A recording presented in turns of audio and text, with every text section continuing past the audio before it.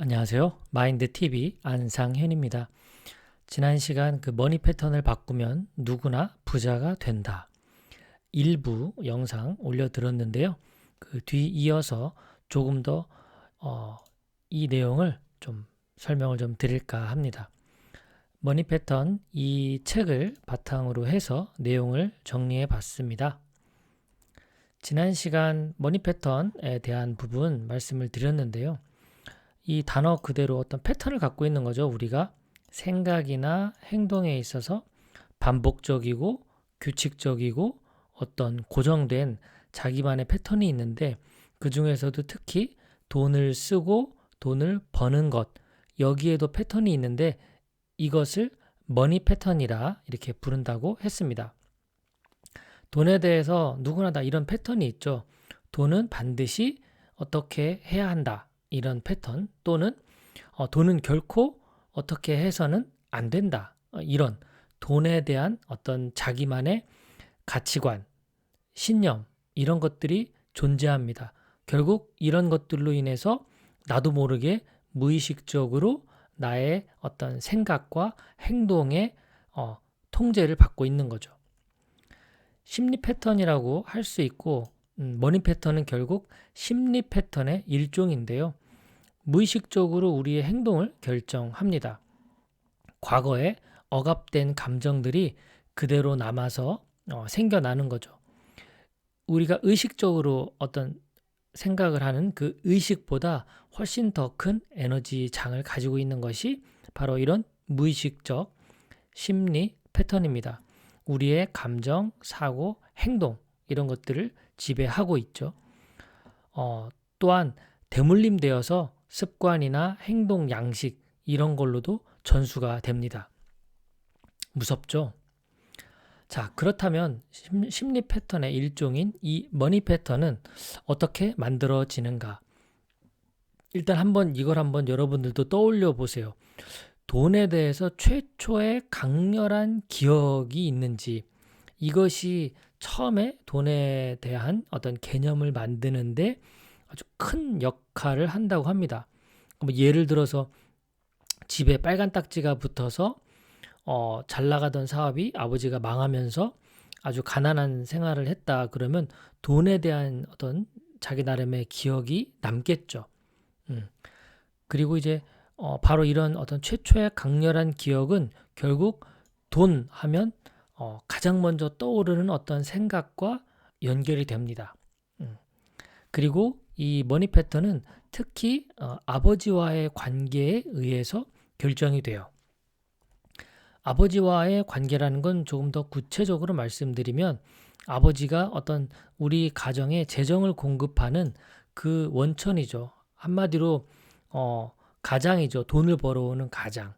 그렇기 때문에 이 아버지가 돈을 대하고 다루던 태도가 무의식적으로 자녀에게 영향을 주는 겁니다. 그러니까 만약에 아버지가 아니고 어머니가 가장이었고 돈을 벌어오는 재정 공급의 원천이 어머니라면 어머니가 돈을 다루고 대하는 태도가 우리에게 영향을 미치겠죠.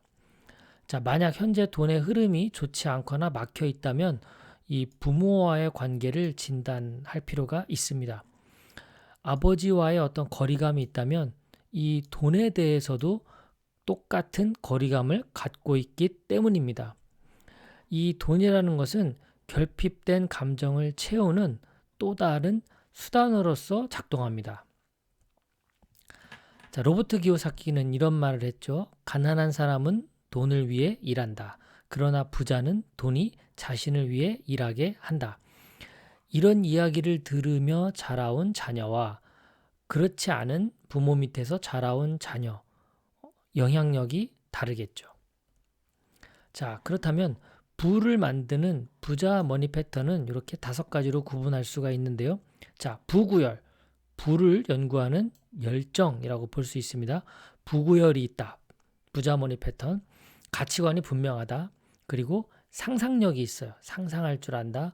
그리고 운이 좋다고 생각한다. 그리고 마지막으로는 자신의 기질, 어떤 성향, 성격 이런 것들을 잘 알고 활용할 줄 안다. 이 5가지가 바로 부를 만드는 부자 머니 패턴이다라고 볼 수가 있습니다.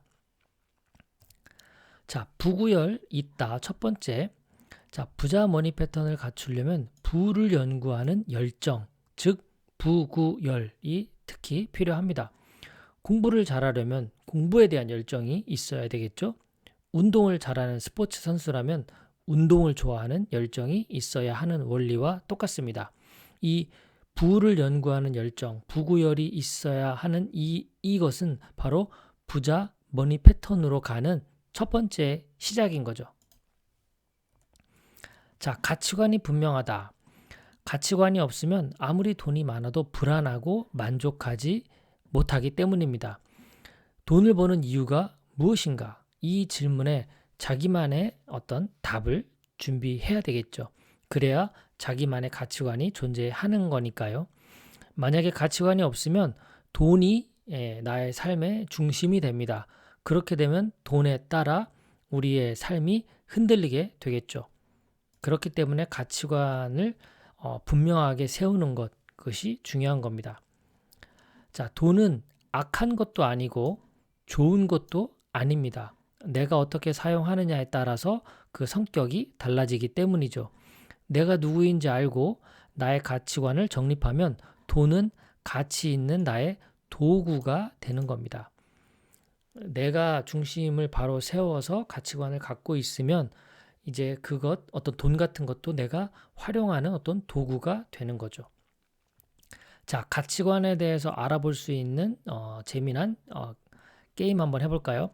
자, 만약 당신이 100억짜리 복권에 당첨이 된다면 하고 이 6가지 질문에 대해서 한번 영상을 멈추고 자기만의 답을 한번 써보세요. 첫 번째, 하루아침에 100억이 생긴다면 두려운가? 네, 기분이 어떤지.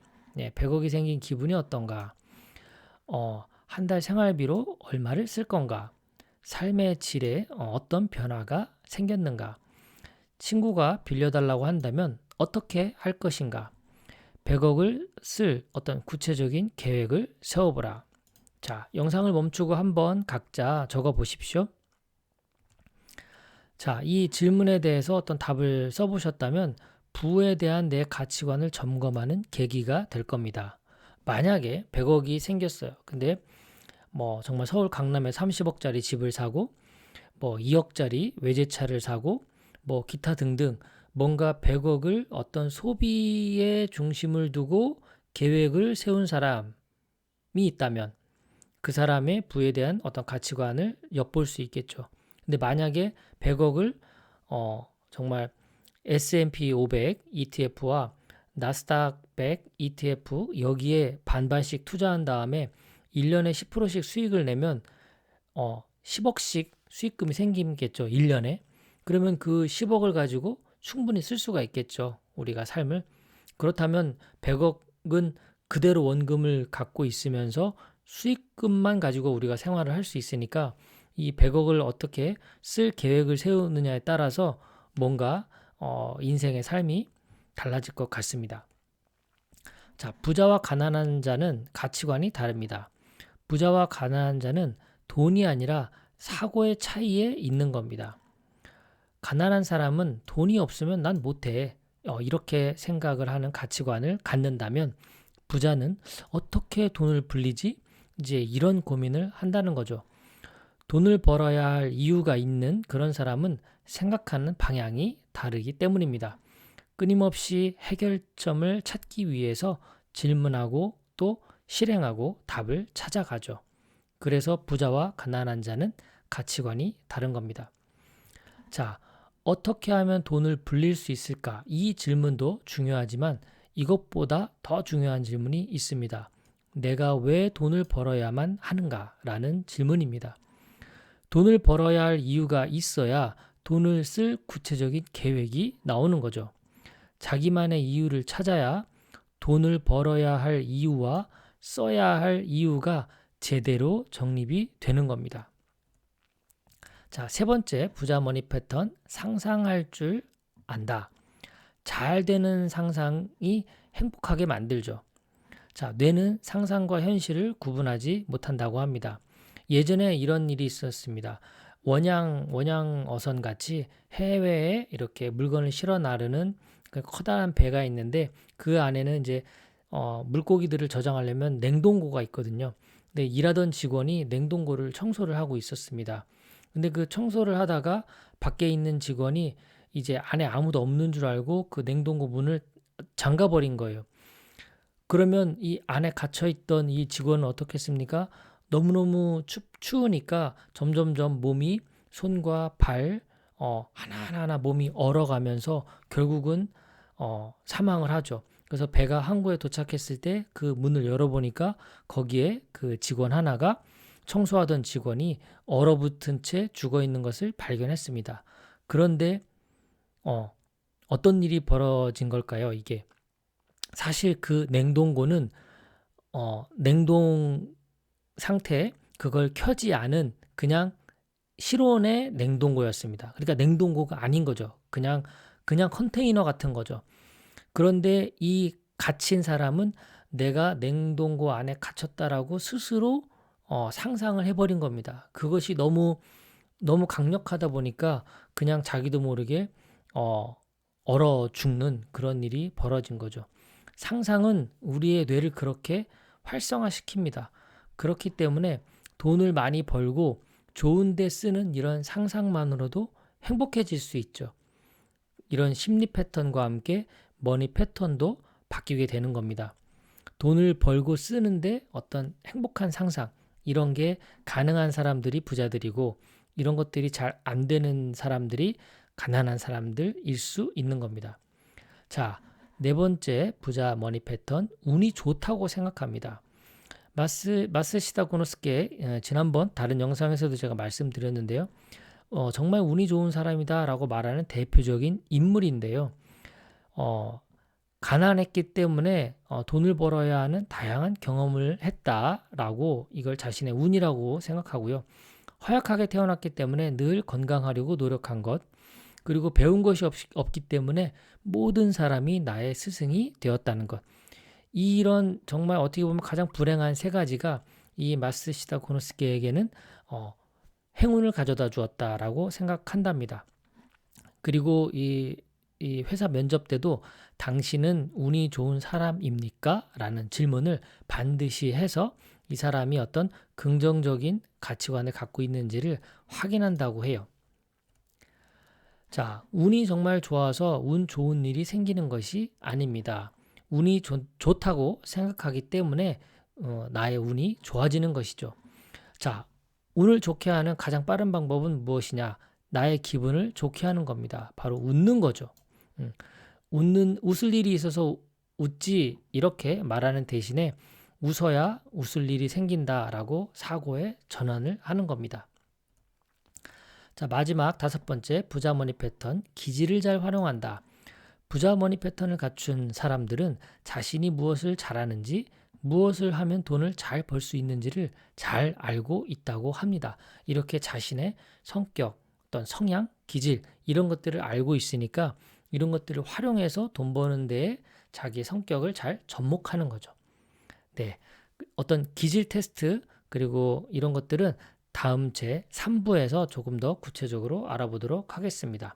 자, 정리 한번 해볼까요? 부를 만드는 부자 머니 패턴.